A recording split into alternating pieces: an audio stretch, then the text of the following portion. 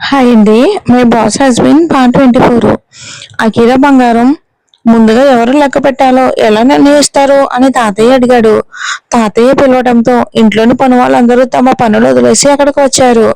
సాయంత్రం జరగబోయే వేడుక కోసం ఇక అబీర్ వాళ్ళ అమ్మ ముందుగానే అందరికీ పనులు పంచిపెట్టింది. అందుకే పని పూర్తిగా అవుతుందో లేదో అనే ఆందోళన వాళ్ళ ముఖాల్లో స్పష్టంగా కనిపిస్తుంది. తాతయ్య అది చీటీ ద్వారా నిర్ణయిస్తారు. ఒకసారి ఆగండి చెప్తాను అని అఖిల అంది. వెంటనే అందరిని ఒక చోటికి చేరమని చెప్పింది.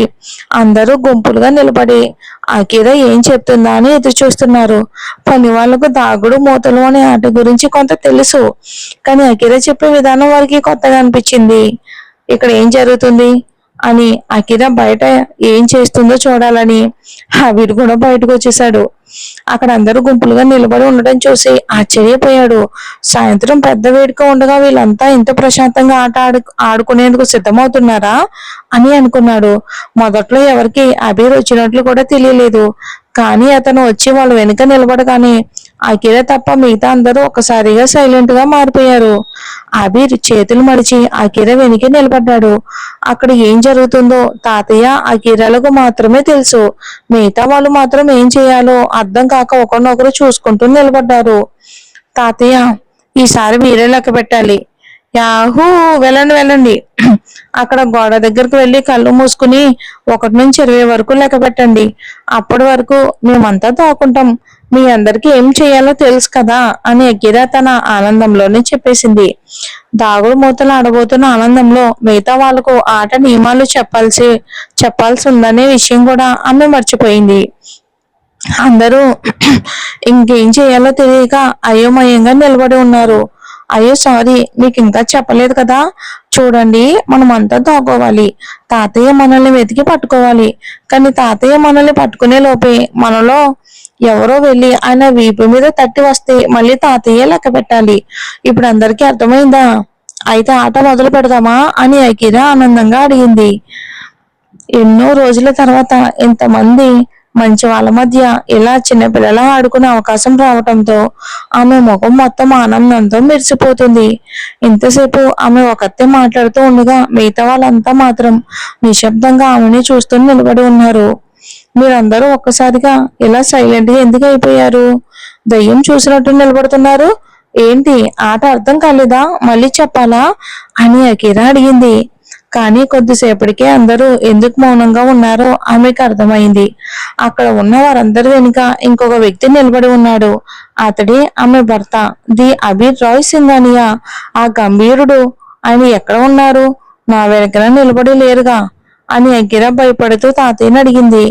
తాతయ్య తలూపుతూ అవును అన్నట్టుగా సంకేతం ఇచ్చారు. దేవుడా, ఈయన నుంచి నన్ను కాపాడయ్యా, రామా రామా రామా అంటూ అఖిల మనసులోనే రామనామం జపించడం మొదలుపెట్టింది. తన భర్తకు మరాఠీ బాగా వచ్చని విషయం ఆ క్షణంలో పూర్తిగా మర్చిపోయింది. ఆమె చెప్పిన ప్రతి మాట అతనికి స్పష్టంగానే అర్థమవుతుంది. 1 నిమిషం, అబీరు రాక్షసుడు కాదు, దెయ్యం కాదు, అంత భయపడాల్సిన మనిషి కూడా కాదులే.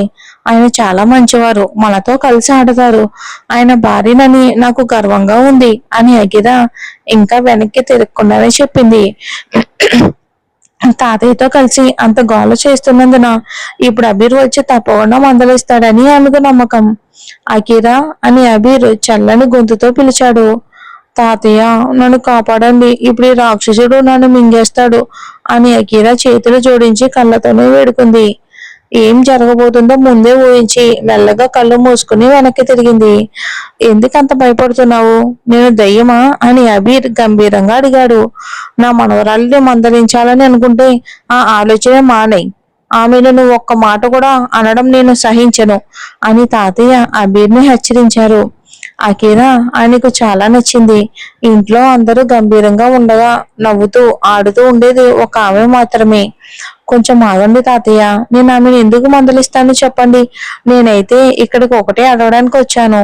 నన్ను మీ ఆటలో చేర్చుకుంటారా అని అని అబీర్ ప్రశాంతంగా అన్నాడు. అఖిల మళ్ళీ తన రహస్య భాషలో అతన్ని ఆట పట్టించింది.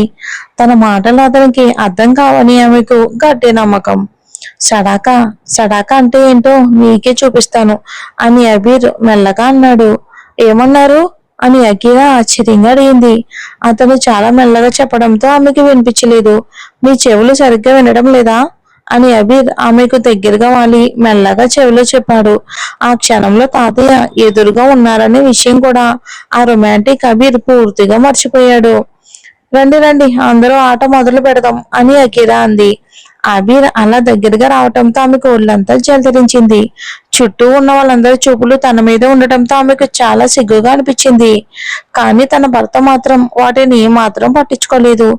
ఈసారి నేను లెక్క పెడతాను, మీరంతా దాక్కోండి అని తాతయ్య చెప్పారు. వెంటనే గోడ వైపుకు తిరిగి నిలబడి 2 చేతులతో కళ్ళను మూసుకుని లెక్క పెట్టడం మొదలుపెట్టాడు. రండి రండి అందరం దాక్కుందాం అంటూ అకిరా చిన్నపిల్లల ఆనందంగా పరిగెత్తింది. ఆమెను చూసిన వాళ్లకు మొదటిసారి కలిసినప్పుడు ఉన్న అదే చిలువుతనం మళ్ళీ గుర్తొచ్చింది. అందరూ ఎవరికీ కనిపించని చోట దాక్కున్నారు. 8 మంది పనివాళ్ళు ఇంకా అబీర్ అకిరా మొత్తం కలిపి 10 మంది ఆటలో పాల్గొన్నారు. 1 2 3 4 9 20 రెడీనా అని తాతయ్య అడిగారు. అయితే మధ్య మధ్యలో వేల సందుల గుండా తొంగు చూస్తూ ఎవరెక్కడ దాక్కున్నారో కూడా గమనిస్తున్నారు. చిన్నప్పుడు అనుభవించలేని సరదాను ఇప్పుడు అకిరా వల్ల ఆస్వాదిస్తున్నారు ఆయన. రెడీ అని అందరూ ఒకేసారి గట్టిగా అరిచారు. వెంటనే తాతయ్య అందరినీ వెతకడం ప్రారంభించారు. అకిరా మెట్లు వెనుక దాక్కుంది. కానీ అబీర్ కూడా ఆమె వెనకే వచ్చి నిలబడ్డాడు. అబీర్, మీరు ఇంకెక్కడికైనా వెళ్ళి దాగోండి. మీ వల్ల నేను పట్టుబడిపోతాను. మీ వల్ల నాకు మళ్ళీ లెక్క పెట్టాల్సి వస్తే మీరే లెక్క పెట్టాలి, నేను మాత్రం కాదు అని అకిరా బుగ్గలు ఉబ్బించి అంది. నేనిచ్చిన ముద్దు నీకు నచ్చిందా అని అబీర్ మళ్ళీ అడిగాడు. ఈ రోజు ఎలాగైనా ఆమె నోటితోనే సమాధానం వినాలని అతను నిర్ణయించుకున్నాడు. ఆమె తన కళ్ళలోకి చూస్తూ చెప్పాలని అతని కోరిక. మీకు పిచ్చి పట్టింది అబీర్, నన్ను వదలండి, నేను పట్టుబడిపోతాను, నేను ఎప్పుడూ ముందే దొరికిపోతాను. దానికి తోడు మీరు ఇక్కడ ఇవన్నీ మొదలు పెట్టారు అని అకిరా అంది. అకిరా, నాకు అవేమీ ముఖ్యం కాదు, నాకు ఒకటే చెప్పు, నేను ఇచ్చిన ముద్దు నీకు నచ్చిందా లేదా అని అబీర్ మరొకసారి అడిగాడు. ఈసారి ఆమె 2 చేతులను తన చేతుల్లోకి తీసుకుని దగ్గరికి లాక్కున్నాడు ప్రేమగా.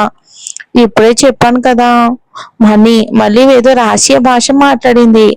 అకిరా మళ్ళీ తన రహస్య భాషలోనే అంది. నేరుగా చెప్పకుండా ఏదో ఒక అల్లరి చేయకపోతే ఆమెకు నిద్రే పట్టదు కదా. అయితే నేను నీకు దగ్గరగా రావడానికి ఎందుకు అనుమతించావు అని అబీర్ ప్రశాంతంగా అడిగాడు.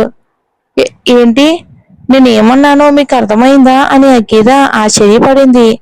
తన ఈ రహస్య భాష జీవితాంతం అబీర్కు అర్థం కాదని ఆమె అనుకుంది. అదేదో క్లిష్టమైన విషయం కాదు.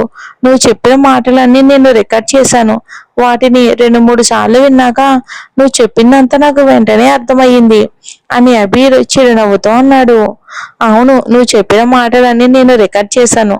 వాటిని 2-3 సార్లు విన్నాక నాకు అంతా అర్థమయ్యింది అని అబీర్ తన చెవిలో మెల్లగా ఊదుతూ చెప్పాడు. దయచేసి నన్ను ఆట ఆడనివ్వండి ప్లీజ్ అని అకిరా వేడుకుంది. దాగుడు మూతల ఆట పక్కన పడిపోయింది. ఇక్కడ వీళ్ళిద్దరి మధ్య మరో ఆట మొదలయ్యింది. నేను నిన్నెక్కడ ఆపాను అని అబీర్ నవ్వుతూ అడిగాడు. తన ముద్దు ఆమెకు నచ్చిందని తెలిసినప్పటి నుంచి అతని మనసు ఆనందంతో నిండిపోయింది. మీరు నన్ను పట్టుకుని ఉన్నారు అని అకిరా అంది. అతని కళ్ళలోకి చూసే ధైర్యం మాత్రం అకిరాకి లేదు. నిన్ను ఇబ్బంది పెడుతున్నానని నాకు మాత్రం ఏమీ అనిపించడం లేదు అని అబీర్ చాలా చిలిపిగా అన్నాడు. అంతలో తాతయ్య ఒక్కొక్కరిని వెతుకుతూ 4 పని వాళ్ళని పట్టేశారు. ఈ ఆట ఆయనకు చాలా సరదాగా అనిపిస్తుంది. ఇలాంటి సాధారణ ఆటలు ఆయన జీవితంలో ఇదే మొదటిసారి. రాయ్ సింగానియా కుటుంబంలో చదరంగం, గోల్ఫ్ లాంటి విలాసవంతమైన ఆటలే తెలుసు. దాగుడు మూతలు లాంటి చిన్ననాటి ఆటలు వారికి కొత్త. అబీర్, అకీరా, ఇప్పుడు మీ ఇద్దరే మిగిలారు. ఎక్కడున్నారు, మీరు ఎక్కడ దాక్కున్నారో నాకు తెలుసు అని తాతయ్య గట్టిగా అరిచారు. అబీర్, నన్ను వెళ్ళనివ్వండి, తాతయ్య ఇప్పుడు నన్ను పట్టేస్తారు, నేను దొరికిపోతాను. చిన్న పిల్లాడిలా ఇలా ఎందుకు చేస్తున్నారు, ప్లీజ్ వదలండి అని అకిరా వేడుకుంది. అతను ఏం చేస్తాడన్న భయం కంటే తాతయ్య తనను పట్టుకుంటారనే ఆందోళనే ఆమెకు ఎక్కువగా ఉంది. నిజంగానే నేను ఏం మాట్లాడుతున్నానో నువ్వేం మాట్లాడుతున్నావు. నిజంగా నేను అర్థం చేసుకోవడం చాలా కష్టం అఖిరా అని అబీర్ కొద్దిగా చిరాకు పడ్డాడు. ఇప్పుడు ఏమైంది? ఒకేసారి ఒక పనిపైనే దృష్టి పెట్టాలని మీరే కదా అంటారు. నేను ఇప్పుడు అదే చేస్తున్నాను అని అఖీరా చాలా గంభీరమైన పని చేస్తున్నట్టు ముఖం పెట్టింది. ఇదంత ముఖ్యమా అని అబీర్ అడిగాడు. అతని మనసులో మాత్రం ఒకటే ఆలోచన. ఆమెకు తానే ముఖ్యమే ఉండాలి. ఆమె తనతోనే ఉండాలి. తనతోనే మాట్లాడాలి. అఖిరా మాత్రం ప్రశాంతంగా తాతయ్య వైపుకు చూస్తుంది. ఒకసారి తాతయ్య ముఖంలో ఉన్న నవ్వు చూడండి. చివరిసారి ఆయనను ఇంత మనస్ఫూర్తిగా ఎప్పుడు నవ్వుతూ చూశారు. మీ అందరూ మీ పనుల్లోనే బిజీగా ఉంటారు. పని ముందు మనుషులు విలువే మర్చిపోతారు. వృద్ధాప్యంలో గుర్తు చేసుకోవడానికి ఆయన దగ్గర పనులు మాత్రమే ఉన్నాయి. తీపి జ్ఞాపకాలు మాత్రం చాలా కొద్దిగా ఉన్నాయి. నేను ఇక మీదట ఎప్పుడైనా మీతో ఉండగలను, కానీ ఈ రోజు మాత్రం తాతయ్యతోనే ఉంటాను. మనం మళ్ళీ కలిసే వరకు ఆయన గుర్తుకు చేసుకుని సంతోషపడి కొన్ని అందమైన జ్ఞాపకాలు ఇవ్వగలిగితే నాకు అంతే చాలు ఆయనకి అని అఖిరా మెల్లగా అంది. ఎప్పుడు అల్లరి చేసే ఏమీ తెలియనట్టు నటించే అఖిరా ఆ క్షణంలో మాత్రం ఎంతో పరిణితి ఉన్న అమ్మాయిలా కనిపించింది. అబీర్ ఆమెని చూస్తూ ఉండిపోయారు. ఆ క్షణంలో అతను అఖీరాలోని మరో కొత్త కోణం, మరో రూపాన్ని, మరో కొత్త మనసును ప్రేమించడం అయితే ప్రారంభించాడు. అఖీరా, అబీర్ దొరికిపోయారు. తాతయ్య ఒక్కసారిగా ఇద్దరు దగ్గరకు వచ్చి వాళ్ళ వీపులపై తట్టాడు. వీళ్ళిద్దరూ ఒకరి కళ్ళల్లోకి ఒకరు చూస్తూ ఉండగానే తాతయ్య అవకాశాన్ని చక్కగా ఉపయోగించుకున్నారు. చూసారా, మీ వల్ల నేను దొరికిపోయాను. మీరు అసలు ఇలా చాలా చెడ్డవారు అని అఖీరా కోపంగా అబీర్ వైపుకు చూసింది. కానీ అక్కడ ఉన్న వారందరూ నవ్వుతూనే ఉన్నారు. అందరి ముఖాల్లోని ఆనందమే కనిపిస్తుంది. అఖీరా, ఇక నేను అలసిపోయాను. సాయంత్రం మరో ఆట ఆడుకుందాం అని తాతయ్య సోఫాలో కూర్చుంటూ అన్నారు. ప్రతి ఒక్కరూ ఒక్కొక్కసారి లెక్క పెట్టడం, మిగతా వాళ్ళు పరుగులు తీయటం. ఇక రాయ్ సింగానియా మహల్లో ఇంత నవ్వులు, ఇంత సందడి ఎప్పుడు చూడలేదు. వారి ఇంటి చరిత్రలు ఇదే మొదటిసారి. సరే తాతయ్య, ఇప్పుడు మీరు కొంచెం రెస్ట్ తీసుకోండి అని అఖిల చెప్పి అక్కడే కూర్చుంది. ఆ బీరుతో కలిసి గదిలోకి వెళ్ళడానికి మాత్రం ఆమెకు భయంగా ఉంది. తన రహస్య భాష కూడా ఇప్పుడు అతనికి అర్థమైపోతుంది. అతను నిజంగానే చాలా తెలివైనవాడు, జీనియస్ అనడానికి తగ్గవాడు. అఖిరా, ఒకసారి నాతో రా అని అబీర్ అన్నాడు. అతని ప్రశ్నకి ఇంకా సమాధానం రాలేదు. ఆమె నోటితోనే వినాలని అతను ఇంకా ఎదురు చూస్తున్నాడు. అది తాతయ్యతో ఇంకొంచెం మాట్లాడి వస్తాను అని అఖీరా తప్పించుకోవడానికి ప్రయత్నించింది. ఆమె కావాలనే తనను తప్పించుకుంటుందని అబీర్కు క్లియర్ గా అర్థమైంది. వెళ్ళమ్మా వెళ్ళు, నేను ఇప్పుడు కొంచెం రెస్ట్ తీసుకుంటాను. చాలా రోజుల తర్వాత ఈ రోజు నాకు చాలా ప్రశాంతంగా నిద్ర పడుతుంది అని తాతయ్య చిరునవ్వుతో అన్నారు. ఇది మొత్తం రాయ్ సింగానియా కుటుంబం సమస్యే. వాళ్ళు చాలా తక్కువ నిద్రపోతారు. వాళ్ళ మనసులో ఎప్పుడు పని గురించి ఆలోచనలు తిరుగుతూ ఉంటాయి. ఇప్పుడు వస్తావా అని అబీర్ ఆమె వైపుకు గంభీరంగా చూస్తూ అడిగాడు. దేవుడా దేవుడా, నన్ను కాపాడయ్యా. నీకు 1 కిలో కంది ఫెడేలు పెడతాను. అయ్యో, అలా అనేశాను. నా బడ్జెట్ కొంచెం తక్కువగా ఉంది. 1/4 కిలో మాత్రమే పెడతాను తండ్రి. కానీ సింగానియా నుంచి నన్ను కాపాడు దేవుడా అని అఖీరా మనసులోనే దేవుణ్ణి ప్రార్థిస్తూ గది వరకు వచ్చింది. ఈసారి ఈ గంభీర సింగానియా తనను వదిలిపెట్టడని ఆమెకు బాగా తెలుసు. కూర్చో అని గదిలోకి వెళ్ళగానే అబీర్ సోఫా చూపిస్తూ అన్నాడు. దేవుడా, నన్ను చూస్తున్నావు కదా, ఆ కంది ఫడేలు మాత్రం మర్చిపోవద్దు అని మనసులోనే అనుకుంటూ అఖీరా సోఫాలో కూర్చుంది. అబీర్ కూడా ఆమె ఎదురుగా కూర్చున్నాడు. ఇప్పుడు చెప్పు, నా ప్రశ్నకు సమాధానం కావాలి అని ప్రశాంతంగా అన్నాడు. ఒకసారి చెప్పాను కదా, ఇంకెన్నిసార్లు చెప్పాలి అని అఖీరా అంది. ఒక్కసారి కాదు, 3 సార్లు చెప్పింది. నా కళ్ళల్లోకి చూసి చెప్పు అని అబీర్ అన్నాడు. అఖీరా వెంటనే తన రహస్య భాషలోనే ఏదో చెప్పింది.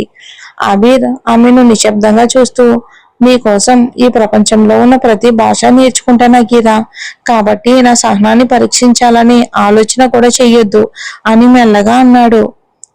వద్దు అని అబీర్ ఆమె పెదవులకు చాలా దగ్గరగా వచ్చి మెల్లగా అన్నాడు. అవును, మీరిచ్చే ముద్దు నాకు నచ్చుతుంది. ఇప్పుడు ఏం చేస్తారో చెప్పండి అని అఖీరా చిరాగ్గా అంది. అబీర్ మెల్లగా మరింత దగ్గరగా వచ్చి ఆమె పెదవులపై ప్రేమగా ముద్దు పెట్టాడు.